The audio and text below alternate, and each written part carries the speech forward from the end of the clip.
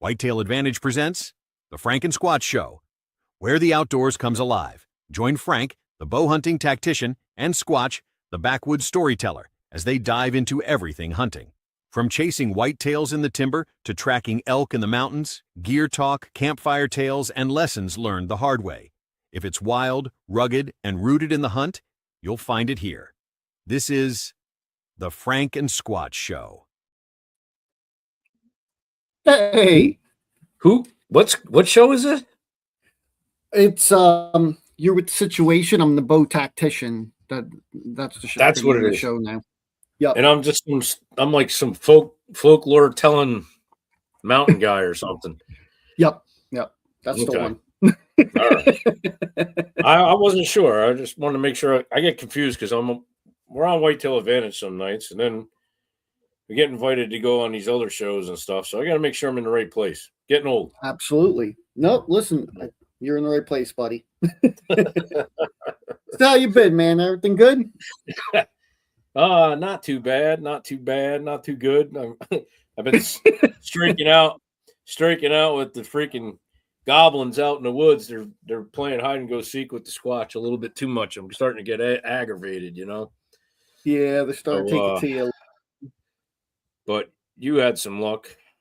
Yeah. And that's awesome because you actually went out and figured it out and you had a good time, and I think you ended up getting something. I sure did.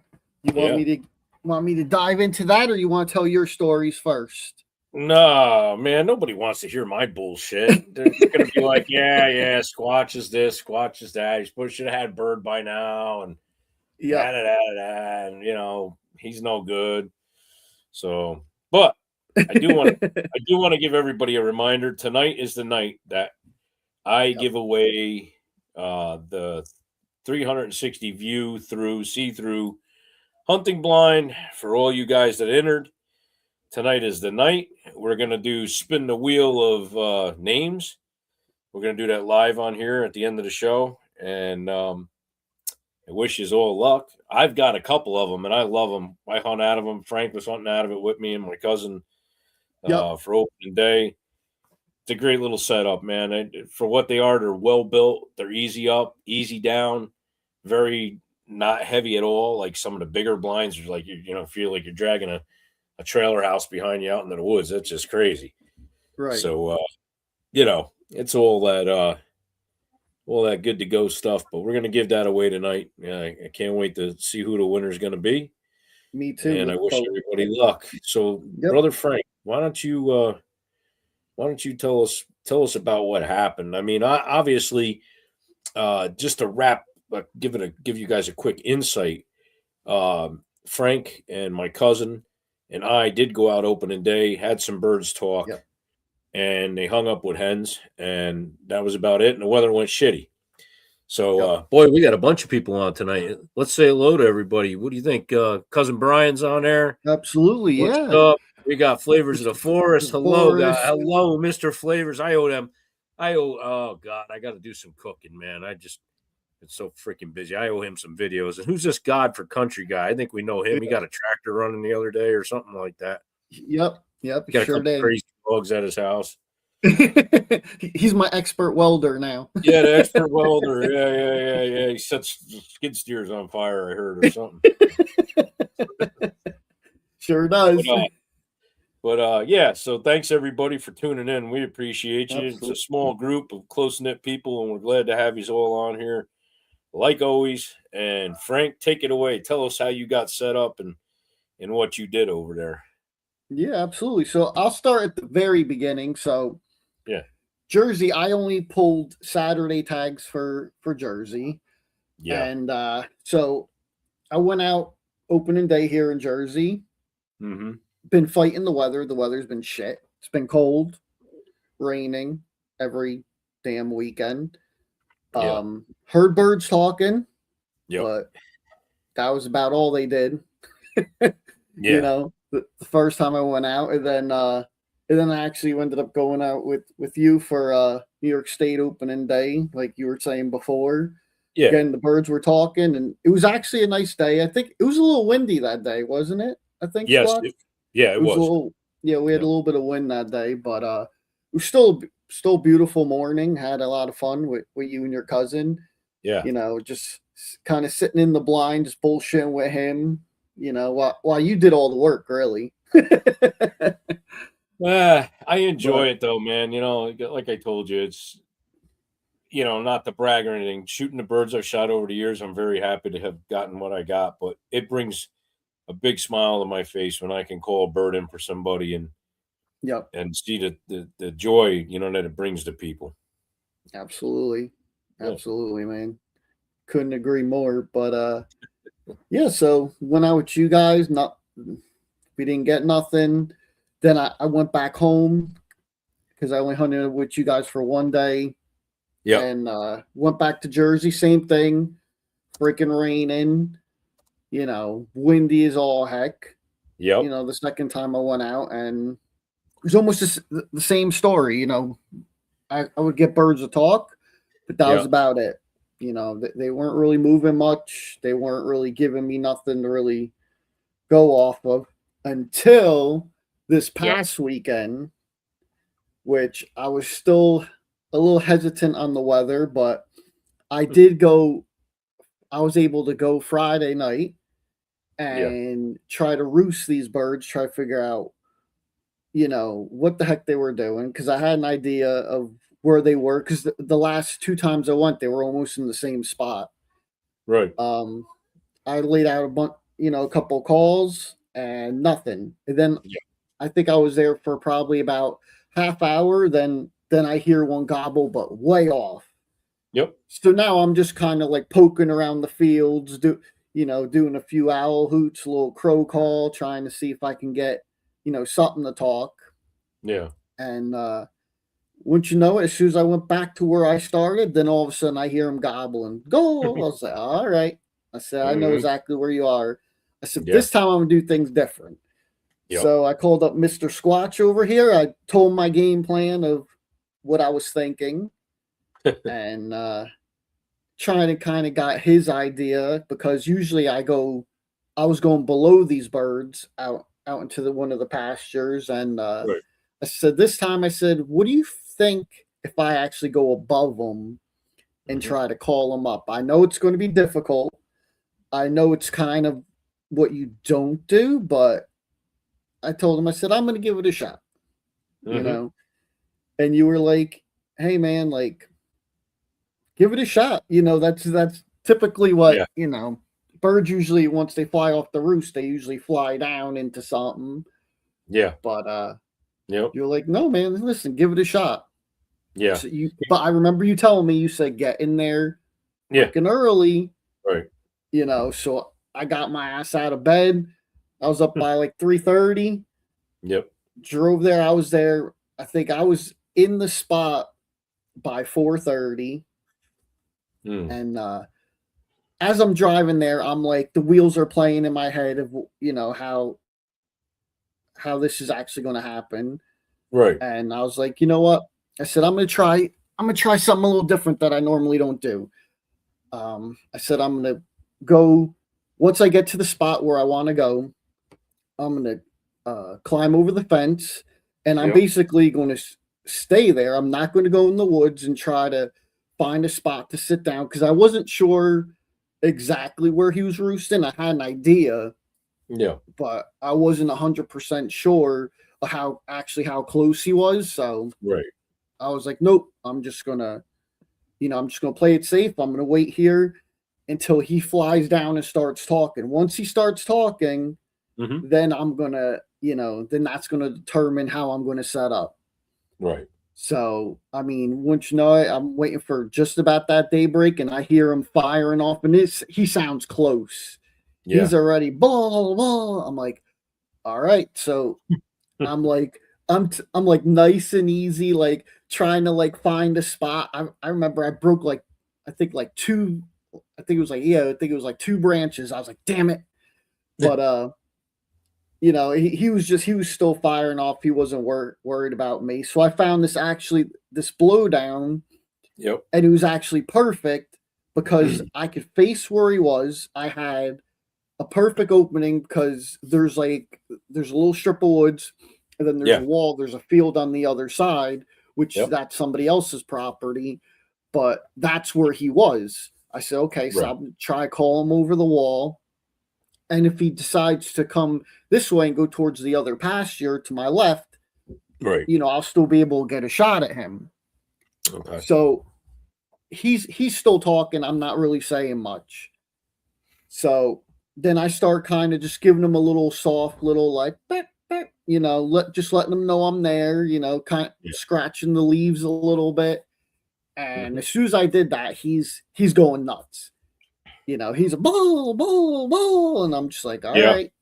And I just kind of just stayed patient. It was hard, because, I remember you telling me, listen, sometimes less is more, just relax. Yeah. So especially because we had a conversation that night. I need to listen to myself about that sometimes because I get like caught up. I'm so amped up to like, come on, get in here. I want to shoot you, and it's like, you got to remember what you're teaching people to teach yourself also. Yep. Yeah, no, I get the same way. I get all amped. I love hearing them gobble, and I want them to know, like, oh yeah, like I'm still here. So I let out a few more, and I'm trying not to call to him that much. I had him hooked. He's coming. I can hear him getting closer. So I had the Insta 360 cam on my little tripod. So I turned that on, and I'm just waiting. I could hear him coming. Yeah. And as soon as I kind of figured, I was like, okay, like he's actually circling around to my left. Yep. Then all of a sudden I hear like a loud like beep, beep, beep, beep, beep.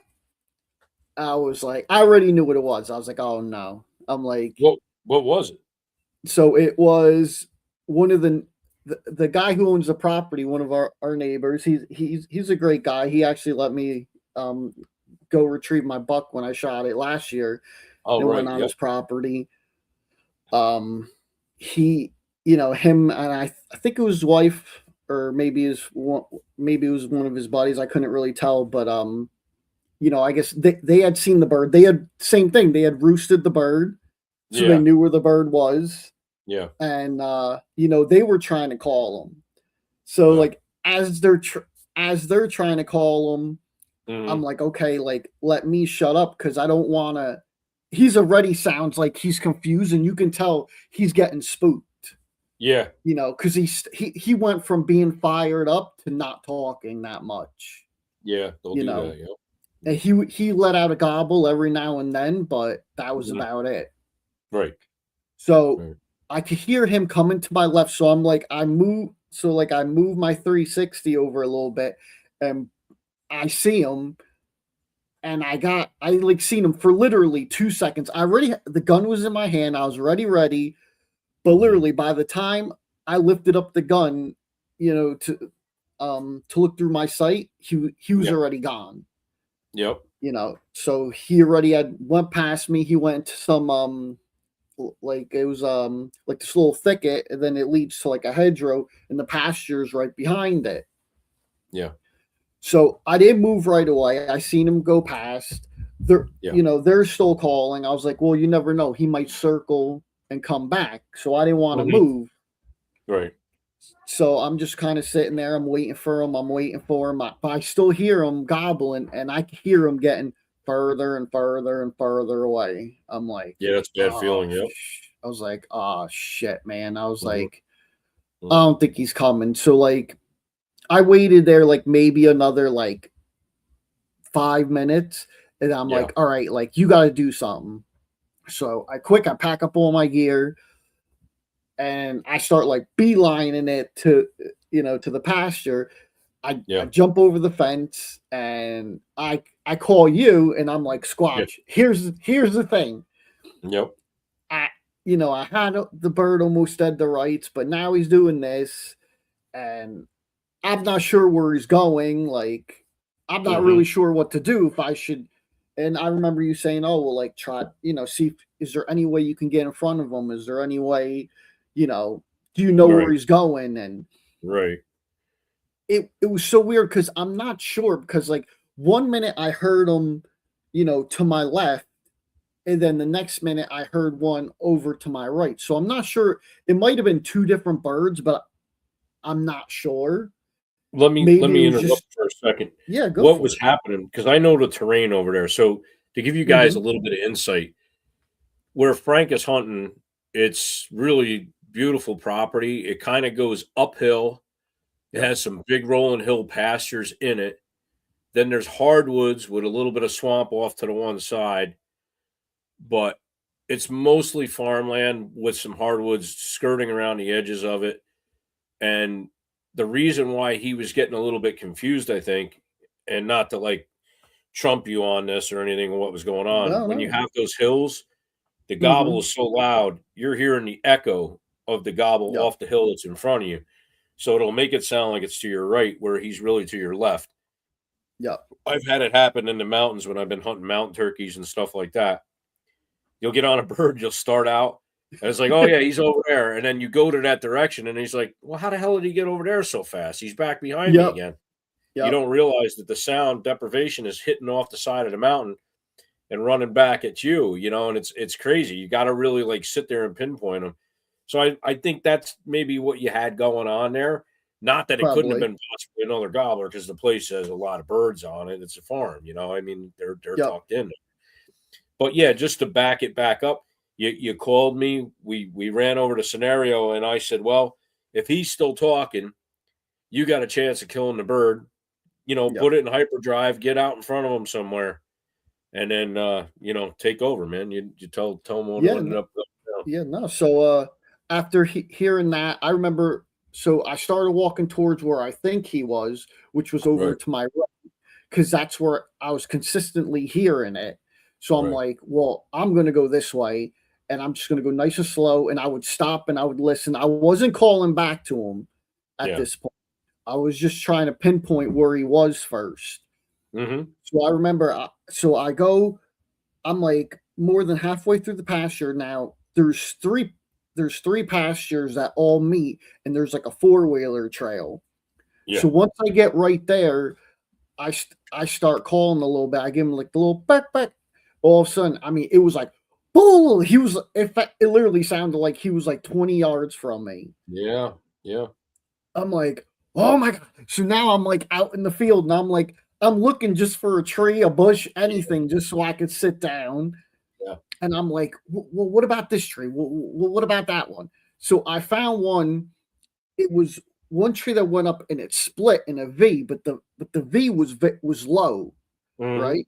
So I was able to sit right next to it, and there was a bush behind me, so I can see if he went out to, to my left to that pasture, I would have been able to get a shot at him through that V. Right. But if he came in front of me, like I was hoping he would come right down that 4-wheeler trail, like I had him dead to right, Yep. So, I give him like a few more calls, and same thing. He's going nuts. I can literally hear him doing circles. What he was doing was he was checking like all those pastures. He'd go to this one, and he was talking so much that I think I told you, he was just tripping over himself. Like he couldn't get it out fast enough, the gobbles. Yeah, he's trying to gobble in the middle of a gobble. Yep. So that's when I knew I had him hooked, and I was like, all right, like, just calm down. Like, don't call to him too much, because he already knows he's already looking for you. So I played the whole waiting game, and I mean, he was just going and going and going, and you could tell he was looking for me hard. Oh yeah. And I'm like, nope. I'm like, I'm gonna play hard to get. Like, I think I would let him go like 6 or 7 gobbles before I would give him like a little like but and like start scratching the leaves again. Yeah. And I could hear him getting closer. And I'm like, but I didn't know which way he was gonna go, so I had to, I wanted to grab my camera, my 360, but I wasn't sure exactly where he was. I was like, if he pops out any minute, like he's gonna bust me. Yeah. So I was like, well, like the heck with the camera. If I would have known, again, hindsight's 2020, like I would have grabbed the camera. Yeah. But I didn't think I had that much time. So, I took the safety off. I leaned the gun up and I'm just waiting. And I'm like, I was literally like a bobblehead. I'm like this, like looking to this field, look at that field, look at this field, look at that field, And I could hear him coming. And I was like, he's got to come out. Like he's got to pop out like any second. The next thing I know, right where I expected him to go, right down the 4-wheeler trail, I see his head bob and I see it coming. So I'm like, oh, there he is. So I start aiming at him and I'm waiting. And he actually starts, there's like another wall. Yeah. And he actually starts going, like it looked like he was going to go towards like out into one of the other pastures. Yeah. So I kind of panicked a little bit. Like I thought about shooting him right there, but I was like, I gave him like a little more like, beck, beck, and he he literally just stared right at me. Yeah. Yeah. And I was like, shit, Frank, you shouldn't have done that. Like you should have just shut up or try to shoot him. And you could see him, he's getting nervous, and he starts like, he kind of like backs up and he turns and now he's going to my left, almost to where the field where he came from. Right. And he takes like a couple steps and I look and there's like a pricker, there's like a thorn bush. Yeah. And there's a huge hole in it. So I aim in that hole because I knew he was going to come there and I could see his head slowly coming. And as soon as it got there, I was like, man, he's like 45, 50 yards. Yep. And I just put my little sight right at the top of his head. Yeah. And boom, I pulled the trigger and he freaking nosedived. I was so ecstatic. I think my legs were going before my brain was. Like, I didn't even realize I was running at him until I was basically on top of him. I was like, wait, did I even eject the shell? Like, what if he gets back up? Because I think that's what I thought. That distance, I started running because I assumed that he was going to get back up, and I might have had to put another one in him, Yep. But I go there. He's doing the old flap, and nerves. His old nerves are kicking in. Yep. Yeah. And I freaking get around the phone. I call you, and I was like, Squatch, you're never gonna believe it. I got him. Yeah. And that's not what I was expecting to hear, because you had that dilemma when you first started off. Yep. And most of all, you guys all know, I believe in the Almighty, and I prayed that night and I prayed that morning for you, even early when I woke up. And when you called me and told me the bad news that you got cut off, that they scared the bird off, I was like, come on, cut the guy some slack. We've had a tough season already. It's like, come on, help him out. And then, you called me and I'm like, okay, he's probably upset. I got to come up with some kind of plan, even though I'm not there. And I got to help him, get his bird. So then as soon as you took a breath to say what was going on, I already knew you killed the bird. I could hear the excitement just the way you were breathing. And I'm like, he shot a bird. I'm like, I know he shot a bird. And you're like, I got it done. And I'm like, you did. And you're like, yeah. I'm like, Frank, how big is he? Well, he's got big spurs, but I go, is he a mature Tom? Well, yeah, I think so. And you're like, I didn't look at his, I don't know. I'm like, all right, cool. It's a turn. I was like, I called you first. Yeah. So then you were like, yeah, I think the beard's like 7 or 8 inches. I'm like, hey, that's a nice bird, You're like, yeah. Then we're talking and you're messing around with more. I think that beard's longer. You go, you're like, I think it's like 10 inches. I'm like, yeah, that's a nice measured bird. It was 10 inches. Now, if you guys go on, hopefully you guys are both. Everybody on here should be following us on Instagram and our social platforms. If not, I hope you do follow us. If you're new here to the channel and you're listening to us for the first time, check out the pictures of this turkey. I killed a monster freaking Tom with Frank last year. I shot it right out from underneath him because I'm a scumbag. But, I had to take it from him because I wasn't going to let Frank have the bragging rights on his own farm about that bird. Because that's just the way I roll. I'm shooting that bird out from underneath you. But anyway, it was a big ass Tom from up in Sullivan County. That thing was a monster. When I walked up to it, I couldn't believe the size of that tom. It was one of the biggest ones I ever shot. So now he sends me pictures before he posts anything on Instagram or to the Boondocks site or anything. And I'm like, he's sitting next to it on this big ass fucking pallet bench that our buddy built for him at the range there. And he's sitting on it. And those are full size 4x8 pallets. So Frank's looks like a little kid. He's got his like feet out straight. And he's like cocked back, if you guys can imagine this. And there's this big, huge pterodactyl of a tom turkey sitting next to him. And it's like from his chest out to his feet long. And I'm like, holy crap, that thing's a dinosaur. It's huge. Yeah. And I mean, it was every bit as big as the one I killed out in Sullivan with him, if not bigger. And I'm looking at it and I'm like, damn, that's just a freaking farm bird right there. I mean, that sucker's been eating good. So, congratulations again. I mean, you pulled it together. Thanks, you have been. I'm like Mr. Miyagi with you. I think like you're my Daniel son. You pick my brain. You pick my brain. You want to invade all my hard drive and like get everything that I know in like 5 minutes when we sit and talk. Yeah. And when we're out in the woods, you pick up on things and I don't have to really tell you. You just start understanding how I do things. And you're like, okay, now I know why he does what he does. And then you take that and you put your own spin on it. And one thing Frank is really good at is finding things and researching stuff and like staying hip to the new stuff out there where I'm not. Like, I'm just one of those guys, like, it worked. I've been using it for years. I'm going to keep using it.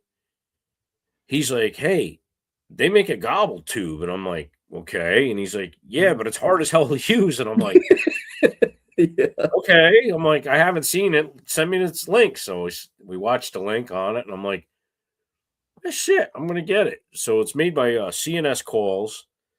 And Frank sends me a video on the messages the one night. And I'm cracking up laughing because you guys got to imagine nobody does this shit. Like him and I, only us. We're like big brother, little brother. Just imagine like, hey, is this sounding right? And I'm cracking up laughing because it's like, it's pretty good, and I'm going, it's you're almost there, but I can't judge you because I never used one myself. I don't know what the hell I'm doing with it.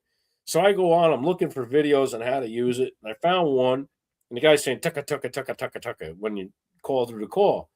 Yep. So Frank, try that. Okay. So then he sends me another video. I'm like, yeah, you're close. It sounds real good. Yep. Okay. So I'm like, I got to buy this thing. So I buy it. I'm screwing around with it.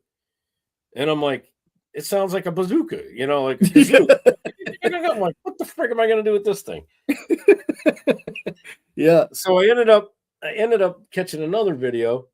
And the guy was saying, you got to go brrr, like when you roll your tongue in through that call and kind of give it that raspiness behind it. And then I did it and I was like, oh, it does sound like a gobble. So, but he turned me on to that thing and I was like, holy shit, that's pretty cool. So, even though I'm like, I've been around and I'm old school, I do shit the way I do it. It sounds like a dead duck. It's more of it's not really the tone, it's the cadence. It's that roll that it's that from far away, it sounds like a gobbler, like a raspy old gobbler, blah, blah, blah, blah, blah, like when they call. But I didn't tell you, I kind of wanted you to hear it when we're out. With the diaphragm calls, I can gobble now. I was messing around with it the other day, but I look like a fool because I'm going like with my lips, with my finger. So I go and I do that with my finger and it sounds like a gobbler out in the woods with the one raspy diaphragm I call from Hino Calls, which Lewis has always been very generous with me. He likes me to try out the calls and use the calls. So if you guys would give him a shout out and a follow, that's HNYO, Hino Calls. Lewis is his name. And he also has a guide service, Hudson Valley Guide Service. I did we gave away a hunt, $800 value for him. So good guy. Calls are phenomenal. The diaphragm calls I use with him are excellent. So can't say enough good about that. I've got a vest full of calls. I do try to use stuff that people want me to use. But I do have stuff from all the years I know that just works too. I mean, the 504, like my box call. the 504 Turkey Slayer. Oh yeah, your 1970 box call sounds like an old Cadillac door, and it worked. It works, wow. I think those deer. I think they were tone deaf. Them freaking things. But like I said, man, that's awesome. I mean, it's another step in the right direction. A huge accomplishment for you, especially on the farm over there. Yep. You knew they were there. Just finally, you pinpointed what was going on. If I could give a little bit of information, like a pointer for a segment that you had in your call, succession, that I found out that works really good when they're like cutting themselves off calling. They're already hot for you. They know where you are. The first time you called, he pinpointed you. Yeah. What he's waiting for is that you're the hen. He wants you to run up to him. So he'll sit there and he'll kind of pace back and forth like a nervous nanny, right? Yeah. And then he'll start getting frustrated. Like, come on, where are you? Let's go. We got to, like when you're going somewhere and your wife's putting makeup on, you're ready to take off with the car and get the hell where you're going. She's still screwing around. Well, that's the hen. That's you. And he's like, come on, get up here. Let's get together. I'm waiting. So you rustle leaves. That was your first step, something that you did really good. That's a feeding hen. He knows the hen's there. She's kicking for grubs. He better get down there and intercept her before another, boss Tom gets down there or whatever. But another trick, when you have that situation, and let's say that bird's within 70, 60 yards from you, if you guys are new to turkey hunting and you don't know, and if you do know this, I'm sorry if I'm boring you, but a little trick the old timers taught me was to spit and spit drum. So it's a kind of noise like that. And that's what they do when they're pissed off and they're strutting. If you do that, you don't even have to call. Just do that. That hum. They can hear that. Believe it or not, they can hear that. And man, I'm telling you, I've had toms that were froze up. They'll come right into that spit drum. Really? I had a call. Oh, can't remember. It was either Nightingale or Primos. Oh, shucks. I wish I could remember who I had. I don't even know where the hell it is. It's probably here somewhere. But it was it had a round rubber, like almost looked like the squeaky horns. And you'd hit it. It'd go like that. And then you blew on it, went like that. So it was a spitting drum call that we used back in the day. And like I said, I don't even know what the hell it is. I know I had it. I forgot who the hell made it. But now you can just do that with your mouth. If you do that, they'll hear it. I guarantee you the bird will come in. If they can hear you, they will come to that, because that's just like a challenge. That's like when you're out deer hunting and you do that snort wheeze at a buck that's got his ears pinned back and he's looking at a something. That's what a tom turkey does with that spit and drum. So, I see Gerard joined us tonight. Hi, Mr. Gerard. We are going to be down. We're going to be down at the show in Jersey. I'm going to be there, try to be there for both days. Frank's going to probably get there on a Sunday. Yeah. We're going to be at the Rat Getter booth, and can't wait. It's going to be a hoot. We got a bunch of people going to be down there repping the Rat Getter products, and it was a nice invite. So thank you, Mr. Gerard. We're looking forward to it. If you guys, anybody that's around the area, get down there, look it up. It's for 2 days, so sure it's going to have a lot of stuff. It's going to be a great time. Yep, absolutely. I know Gerard's taking. Yeah. I mean, they see us enough. They just want to check out the product. That's like, it. Who's the bearded weird guy over there, like talking about all this hunting crap? And they're like, there's the story guy. Situation guy over there from freaking Jersey Shore. No, he's talking about hunting too. But I know Gerard's been busy. He's making he's always busy. meat. I seen him. I think he had some. Dude, I want to eat this shit. I hope he gives me a bag because I'm going to be hungry just standing there in line. Yeah, so, absolutely. Yeah, he just said I've been working hard and making a bunch of stuff. Yeah, yep. Look great too. Absolutely. Mm-hmm. You open some of the bags of that stuff, and it's like I'm not putting that out for the bear. Yeah, no, this for me. This is tree stand food. I'm hungry. That's it.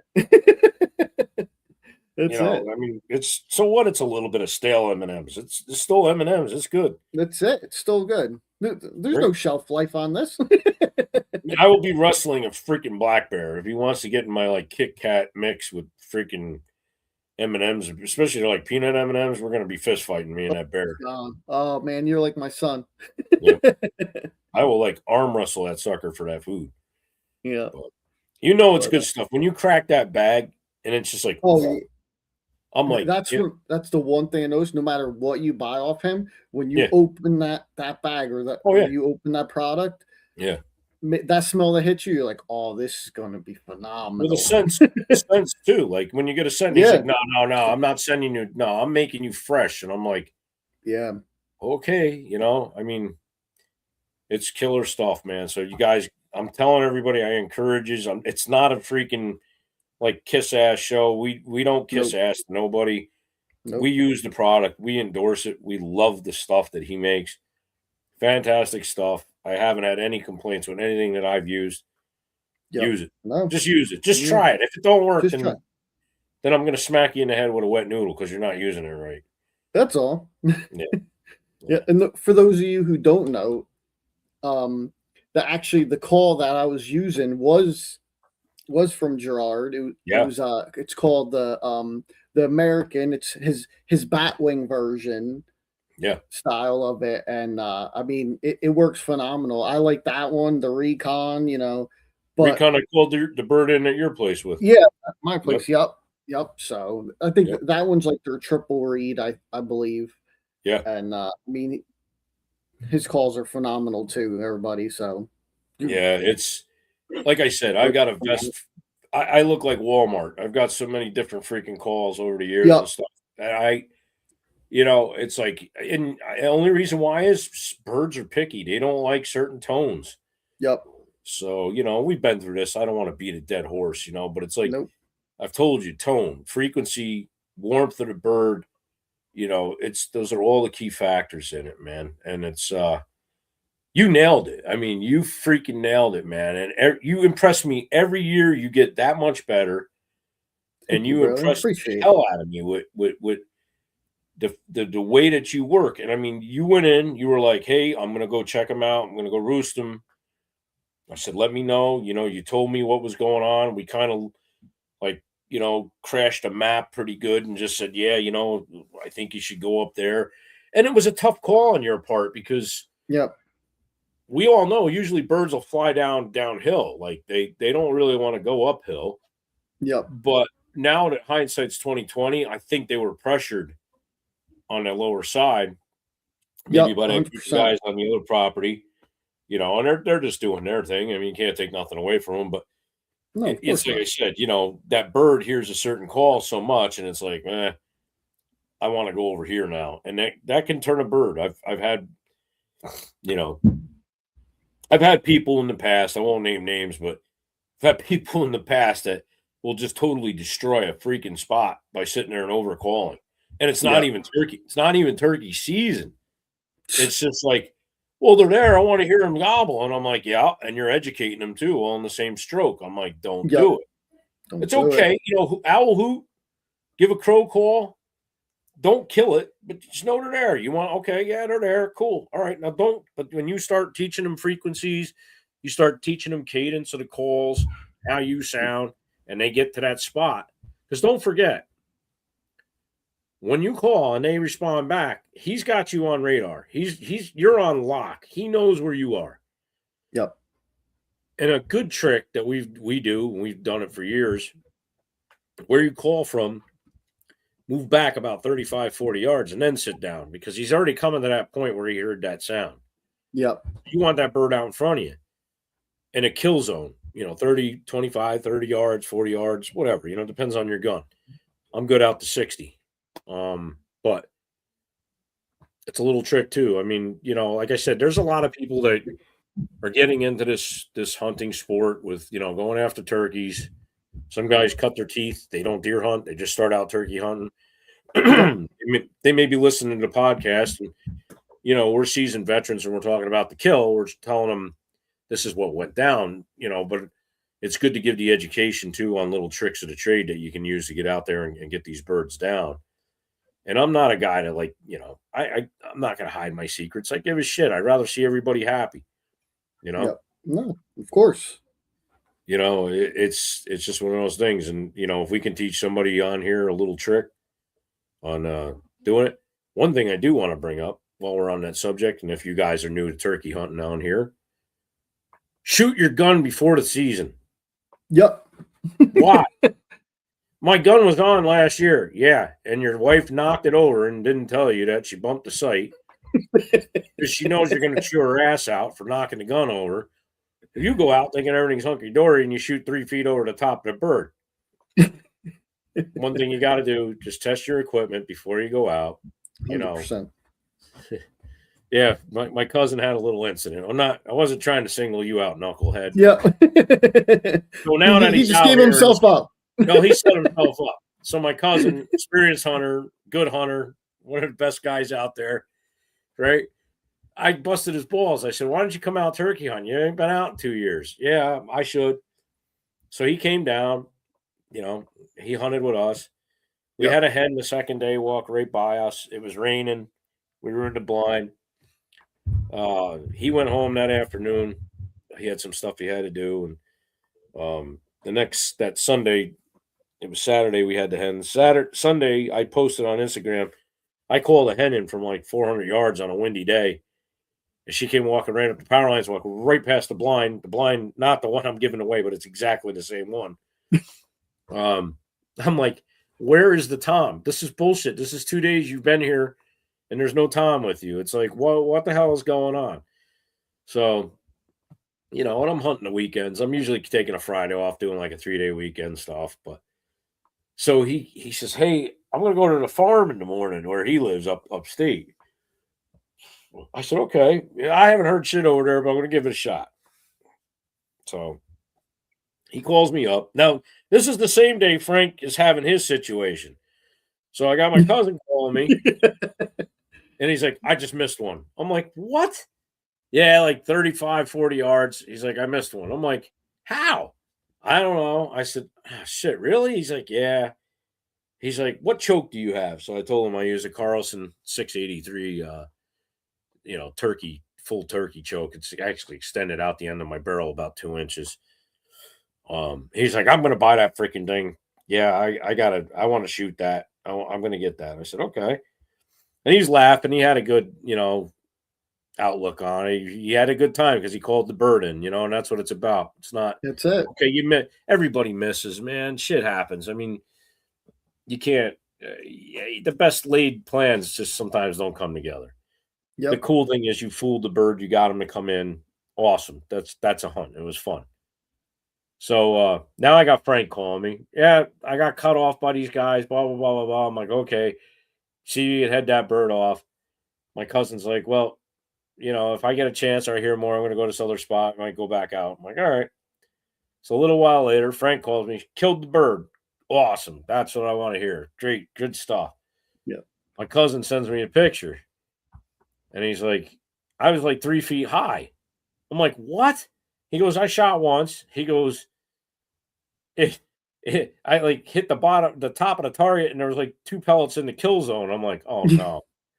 And he's like, "I don't know what the hell happened." I'm like, "Well, something shifted or something moved or whatever." Yep. So he ends up switching his sight, dials it in, took like 7 or 8 shots. His shoulder's all black and blue, I think he said. And I know what that's about because I did it last year, sighting mine in. And he was shooting Winchesters, and he was shooting number 5s. So he had an all right pattern at like 40, but I like to see a little tighter. We were going through this last year, you and I too. Yeah. Yep. So he calls me and he's like, "Hey," he's like, I got to get that choke. Send me the link. So I sent him the link for the Carlson choke. And he's like, well, it's on. And I said, yeah, I mean, you'd kill a bird, you know, get him in at 30. You're going to kill a bird if you go out tomorrow. Yep. So he's like, I'm not going to go out. I want to wait for the choke. Is the gun going to still be on? I'm like, no, because your pattern's going to be tighter. So it's going to change the point of impact at the distance that you're hunting. Really, yeah. I know you don't want to shoot it anymore, but shoot it again, you know, when you get the choke. He's like, all right. So he's like, I'm out of shells. I shot everything up. I'm like, okay. So he ends up finding, he had two choices. I think one was Remington Nitro Mags. That's what I use. I use everything, but right now I got Remington Nitro Mags in there. I like them. Funny thing is, they don't kick like the Winchester, though. Winchesters kick more, but the freaking Remingtons make a better pattern. Yeah. So, and he found that out. He goes, look at the pattern I just shot. I'm like, that's good. He's like, yeah, that was just from switching shells. So, tip to the new guys: pattern your guns. Maybe buy a couple different brands of ammo and see what groups best. Not only by the number of shot, which is like 4, 5, 6s. Some of your TSS guys, they're shooting 9s and 8s just to have more shot with a smaller caliber shotgun, maybe a 410 or a 20 gauge. But pattern your guns. One tip we can give you is pattern your guns. There's a guy that's been hunting freaking over 20-something years, and it happened to him. It's happened to me. I'm not saying it's never happened to me. I've had shit happen. Yep, everybody knows my dilemma, so. You know, yeah, I mean, Frank had the first time Frank hunted with me ever. I had a beautiful Tom, called him in from like freaking quarter mile away. Bird was, I think, pretty much retarded, maybe special ed. Definitely was. He could just not pinpoint where the hell we were, and it was like he was on a merry-go-round. I'm like, are you going to freaking come? I was getting ready to get up and like guide him to Frank. Yeah. And finally I outwitted him, got him in, and Frank had a problem with his shotgun. It didn't go off. Yeah. He racked twice, and then finally he got a shot, but the bird was already spooked and running away. It was unfortunate, but we took it for what it was worth. We had a great morning together. We fooled the bird. We didn't get like, you know, blown up by the bird, basically. It was just a malfunction in the gun. Long story short, got it back here to the house. We went through it, found the problem. Knock on wood, it's been good ever since. So, and that's the one you use, I think, to kill this one, right? Yeah. So it was bittersweet, a little bit of a redemption for me. Yeah. I was like, finally, me and this gun like got our shit together. That's what I'm saying. So, you know, and that's what it's all about. So, you know, take those experiences from us. You know, don't forget when a bird's further out. I mean, you're patterning your gun probably at like 30, maybe 40. If the bird's at like 50, put your bead like just over the top of his head. Yep. Because that circle pattern is going to catch him down from the throat up to the top of his head. You don't want to catch him like low in the neck and in the breast, because a lot of times they'll run away. They can take a lot of shot to the breast. I mean, it's hard stuff to get through. It's happened to me. Rolled birds over. Oh, shit, I got him. Get up, and he's not there. I'm like, where the hell did he go? Yep. Feathers all over the place. Oh, shit, I hit him low, you know? Yep. That's why I think I went on a dead run. The bird goes over like two towns over, and somebody shoots him, and they shake the bird. He sounds like a maraca because he's full of 6-shot, you know? Yeah. But nobody's perfect. Remember that. I mean, we're all going to have our follies, mistakes. Crap happens, you know, but take it from us. Learn from us. We'll try to cut the aggravation out for you, because we've all stumbled over it ourselves, you know. But it was good times. I mean, we had fun. We had a lot of fun. I mean, that afternoon we were working on Frank's bow. He put a new sight on, so we were working on that. Yep. He had a little issue with a release, so we ended up switching release. He loves the ones he's got now. But it's the brotherhood, you know, that's what it's all about. We're having fun. We're hanging out. We're doing stuff. I mean, it's not just about the hunt, you know. When you guys get together, it's more than that. So, you know, hunt with your buddies and stuff. You'll have fun. Absolutely. It's all good, man. But yeah, so now are you done in Jersey? You only got one tag, or do you have another tag? So I only bought one tag in Jersey. I mean, we only have one more weekend anyway. So I'm probably just gonna chalk it up and call it a victory and take off for a while. If I can make it, maybe I'll come upstate Maybe we can get another hunt going before it's over. No, anytime, it's whatever. Just, just say when. I don't care. I'll take a day off. I don't give a shit. Yeah. If you want to come up or whatever, it's been bad by me. I mean, I think I figured out what's going on, and maybe some veterans out there can concur. New York State, I don't know what their problem is. They should start turkey season like April 15th and let it go to like May 15th. Give a full couple weeks. But it's like every year I watch it happen. The first warm up that we get in the spring, they are going nuts. It's like the first freaking full moon with the rut. The bucks are all over the place. These are what these damn turkeys do.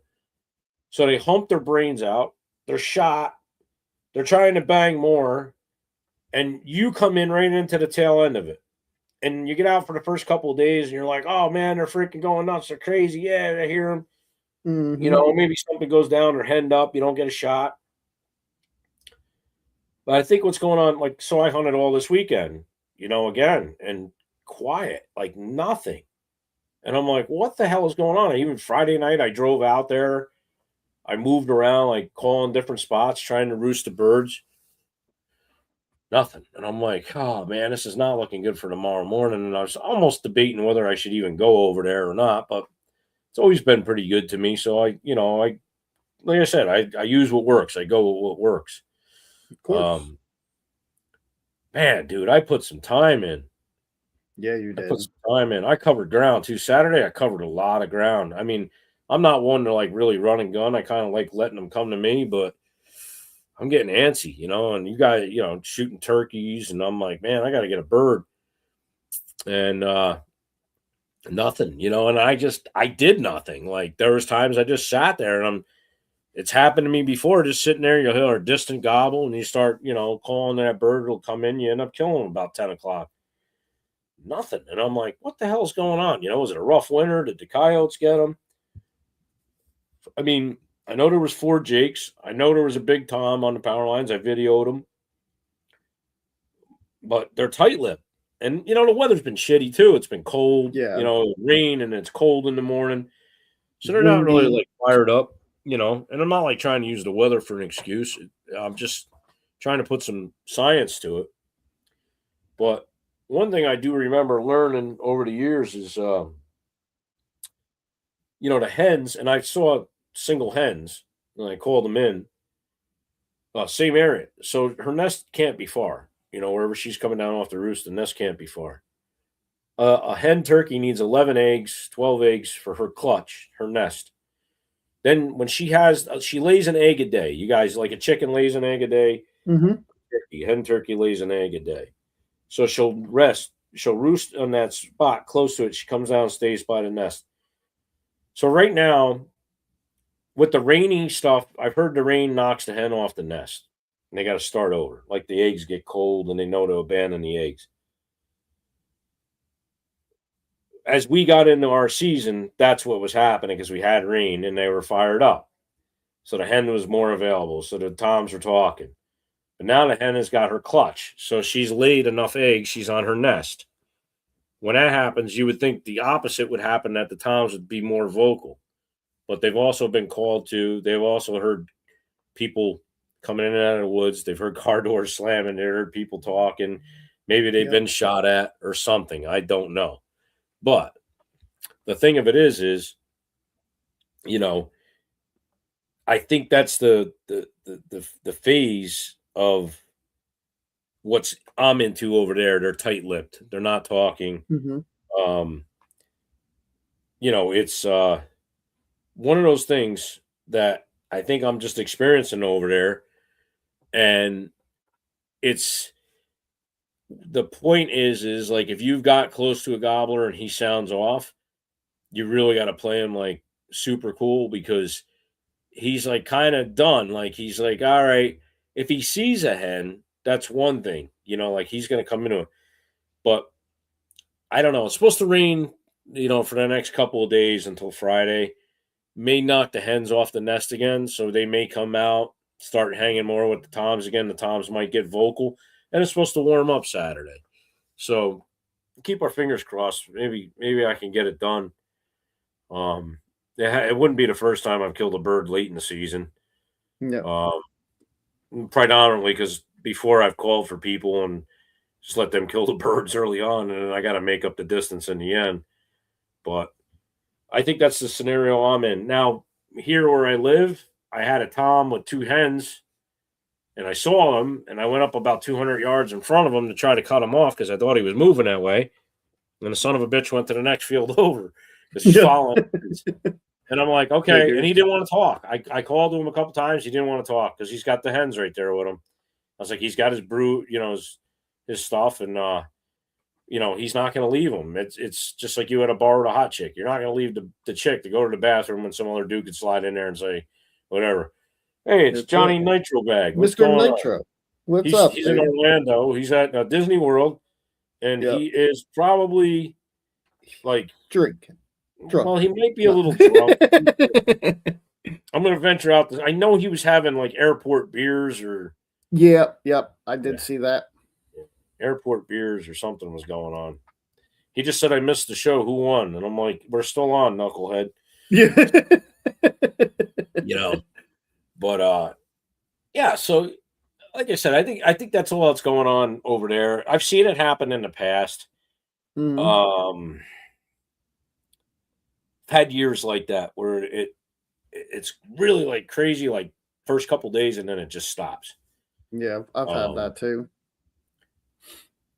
Now this morning, my wife's out here with the dogs. It's like 6:30 in the morning. She says, "Oh, I can hear them gobbling like pretty far in the back," and I'm like, "Yeah, because they know I'm at work." Yeah, I'm like, of course. What do you expect? But it's all right. I mean, I'm not. Sorry, guys, I'm tired. No, you're good. It's not man. that I'm stressed out like about it. The mornings I've been sitting out there, it's been beautiful weather. It's been not too hot and buggy like some seasons have been. And he's still on the plane, just landed. Talk to you guys later. All right, good thing. All right. Any landing's a good landing. We'll let you know if you won, you knucklehead. Yep. So, yeah, man, that's about the gist of it, I guess. I mean, as always, if anybody's listening to this and they're starting out and you got questions, I mean, hit us up. We don't care. I'll tell you anything I've learned over the years. I got nothing to hide because you're not hunting where I hunt anyway, so I don't care. Exactly. Yep. No, I'm the same way. But yeah, feel free, hit us up if you got questions about bait, if you're baiting bears or you're using scent for deer. We can steer you in the right direction with that. If it's I'm getting pretty good at it now. Yeah, like stuff for hydration, we can send you in the right direction for that with Squatch juice. And if you guys need garlic, which is the most phenomenal freaking freeze-dried garlic you can ever get in the world, you hit up Flavors of the Forest, we'll send you that direction. Which, in addition to the blind that we're giving away, Nelson at Flavors of the Forest just informed me that he's going to throw in a pack of the garlic flavors to send along with it. So whoever wins, you get the addition of the awesome garlicness. I suggest a couple dabs behind each ear. That's it. A little bit maybe on the front of your chest. And I'm telling you, if you like Italian broads, you'll lure them right They're coming. They'll come running just like a freaking Tom Turkey to you, buddy. I'm telling you. That's it. I use it for deodorant. I also put it in my shoes. Keeps my feet fresh. You're the Squatch, so yeah. I mean, you're supposed to kind of smell like that. No, I'm telling you, I really feel bad because you get so wrapped up in life and doing crap, and we're running 2-3 podcasts with different shows, and it's no excuse. Our guys know that we love them. We try to mention people out here when we can, and I'm always cooking. Look, I'm 258 pounds, and I love to cook. And when I find a good product I love to cook with, I mention it, and I do little things on Instagram, and I really owe them guys 1,000 by now because the last one I did I think was back in December, or maybe January or something. But great stuff. So when you guys win, you'll be getting the addition of the garlic flavors. There's the regular Bigfoot breath, which is just plain garlic. There's a spicy, which is peppery. There's horseradish and ginger. And I think I nailed them all. The lion's mane. There's lion's mane too. So it's a nice combination pack, but throw that stuff on some eggs or whatever, man. It's really good. So we're very happy. We thank Nelson and all the happy people out there at Flavors of the Forest for throwing that combination in for the blind giveaway. Absolutely. How about you, Frank? You want to add anything else to your hunt and stuff like that, or talk about anything else? No, I think you pretty much nailed everything. The only thing I was going to add is that that turkey that your wife heard, like that was me practicing my gobble tube in your backyard waiting for you to get home. Jeez.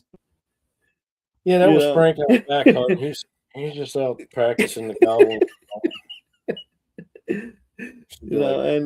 Listen, when you really, I'm going to be praying for you. I really hope you get it done this weekend, bud. And if you do, then you can make then you can make your cooking video using, Flavors of the Forest. That I can. You know what I'm saying?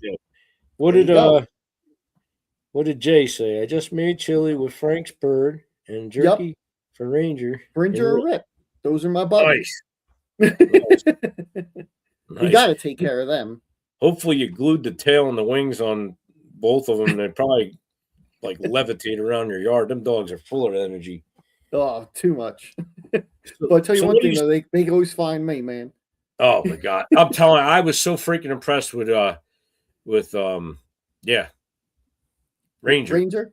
I had to think, because I'm thinking Remy. I got all these R's in my head. Remy, Roger. I'm like, yeah. When Ranger came out there that day to find you after I had shot my buck, no, you didn't miss the winner yet, Brett. You freaking pain in the ass ginger. Yeah. You Everybody wants to know about the winner. They're like, hurry up, Squatch. So hold on, let me get this on the screen. Oh, Christ. Hold on. The glare. Yeah, it's the glare. Let me tip it. But it's legit. It's legit. Yep, that's good. This is the wheel. Okay. That's the wheel, we had 12 entries. Some guys did 2 spots. All right. So I'm gonna spin the wheel. I gotta kind of like bring it over here. Hold on. I'm gonna spin the wheel once. That's gonna. We're watching. We're not going by that first one. We're gonna spin it and clear it. Yep. And then the second spin is the winner of the prize of the blind and the Flavors of the Forest flavor pack. So here we go. Good luck to everybody. I appreciate you all for doing it. Let's spin it. Brett wants to know if he could put more in before you spin the wheel again. It's too late, Brett. What does it say? I can't read backwards. I can't read that. Johnny 2. So Johnny 2, that would have been the winner if that was the real spin. Okay. So we just spun the wheel to make it even. So we're going to spin it again, everybody. Here we go. Let me get it on the screen. Okay. Oh, hold on. I got to close that out. All right. Here we go. Did it go? No. Come on. It's just Squatch fingers. Come on, man. It's spinning. Oh, my God. Who won? It got Brett. Oh, my God. Brett, you won. You son of a bitch. You won, Brett. Brett won. Congrats, Good Brett. job, Brett. Congratulations. You won fair and square. Brett won the freaking contest. Yep. And, everybody can see it says Brett right there. It says Brett. We cleared 100%. The wheel once, and we won a second time, and Brett is the winner of the giveaway, which, you know what? I'm very happy. He's a tree stand guy, saddle guy, but this is a nice blind for you to get out, and hopefully you can get yourself a fall turkey with. I hope you can bow hunt out of it, Brett, and everything, and that's awesome, man. Congratulations, awesome, Brett. Congratulations, Brett. Woo! Thank you to everybody who, participated in it. I appreciate everybody, and we're gonna do more. I'll probably get another one of those blinds again. We're gonna have a giveaway again, and we'll put some other stuff down there with that too. I just bought a new turkey vest. I really, really, really like it. I wasn't sure if I was going to like it. Ah, man, every time I put this thing on, I love it more. That's what it's all about, real quick. Not to Yeah, interrupt take your you. kids out in it, and it's going to be so awesome because you can see right through the walls of that. It's you don't have to like bring them up to like the window to see what's going on. They can look right through the walls and see it. Yep. Biggest thing is you're gonna have to like, guys, calm down. Don't get so excited. Yep. I can see it. Yeah. Yeah, that's gonna be it. Daddy's right there outside the door. You know, you don't see him? Come on, he's right there.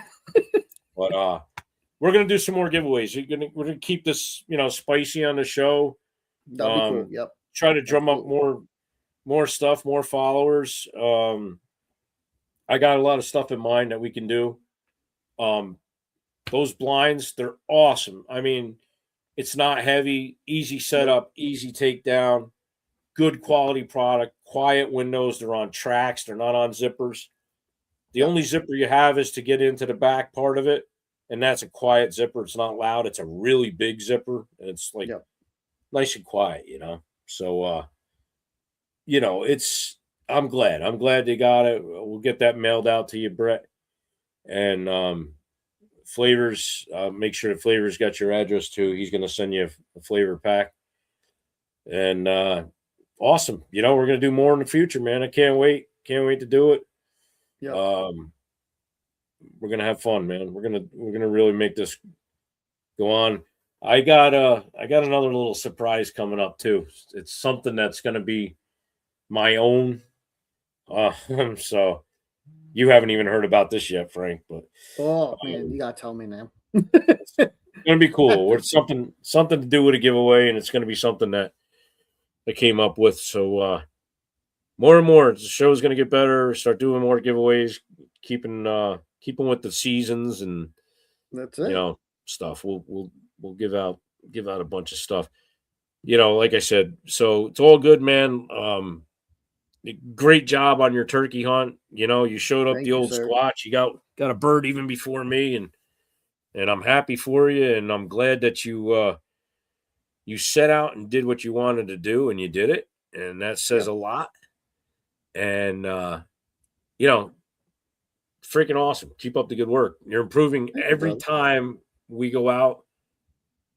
You're improving, and you get me more like worked up to go out and show you how it's done, I guess, but you're showing me how it's done. Listen, you're always my go-to guy. Whenever I run into problems or I need to vent, I always call you. No, you're the same with me. I always call you. First thing I knock down or whatever, or I got something bothering me, whatever, I call you right away. You're like Jacoby and Myers, only the good goods one. You're like, that's absolutely Frankie Good Goods over there. I just call him up like, this is what I got to do. So that's it. But all right, well, good brother. show, great giveaway. Absolutely. I'm glad it worked out. Everything went smooth, and good job, man, on the hunt. Thank you, sir. Yeah, I'm looking forward to seeing yours this weekend. I know you'll get it done. I'm gonna pray and pray and pray. It's gonna work. Lord willing, we'll get her done. I always say everything's in God's time. It's not your time. Exactly. So, and it's hard because I get spoiled sometimes. I fall right into it. It's like God is like, oh yeah, you hit the mark right there. You're on time. And there's other times I'm like, well, you forget about me? What happened? Yeah, you're like, hey, I'm still waiting. I'm waiting. But anything else, brother? No, good? That's it. I'm good, man. Right. I'm good. Right. It was a great show, man. You want to end this with your prayer? Sure. Here we go. So, Father God, we thank you for the opportunity of having the show here in conjunction with all the shows we're with, Boondocks Outdoors, Whitetail Advantage, of course. And we're just thankful for our followers and everybody here that tune in each and every week. We ask that you shine upon them, Lord God, bless them, keep them safe. We thank you for the opportunities every day of getting out in the woods and experiencing your great and mighty creation. In Jesus' name, I pray. You got Frank. You got the Squatch. God bless you all. Shoot straight. We're out of here. We're out. Good night, everybody. Good night. You've been listening to the Frank and Squatch Show, presented by Whitetail Advantage. Thanks for joining us around the campfire. Be sure to subscribe and leave a review. Until next time, stay sharp, hunt hard, and keep chasing the wild.